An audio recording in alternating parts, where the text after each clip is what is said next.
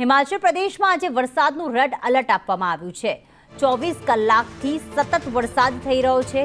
હિમાચલ પ્રદેશના 9 જિલ્લાઓમાં આજે શાળાઓ બંધ છે। ભારે વરસાદના પગલે હિમાચલમાં મોટા પાયે નુકસાન। કુલુમાં ભારે વરસાદથી ગલીઓમાં કાટમાળ વહ્યો છે।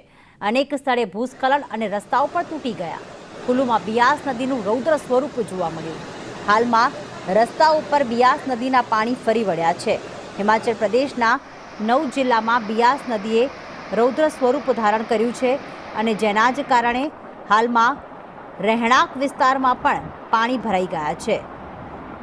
તો જે પ્રમાણે અત્યારે 24 કલાકથી સતત વરસાદ વરસી રહ્યો છે અને જેના જ કારણે ક્યાંક હાલમાં જે દ્રશ્યો જોવા મળી રહ્યા છે, સમગ્ર જગ્યાએ જળનું સામ્રાજ્ય જોવા મળી રહ્યું છે। બિયાસ નદીએ રૌદ્ર સ્વરૂપ ધારણ કર્યું। હિમાચલ પ્રદેશમાં ભૂસ્ખલનની ઘટના હોય, નદીઓનું રૌદ્ર સ્વરૂપ હોય, જેના કારણે હજુ પણ વરસાદનું રેડ એલર્ટ આપવામાં આવ્યું છે।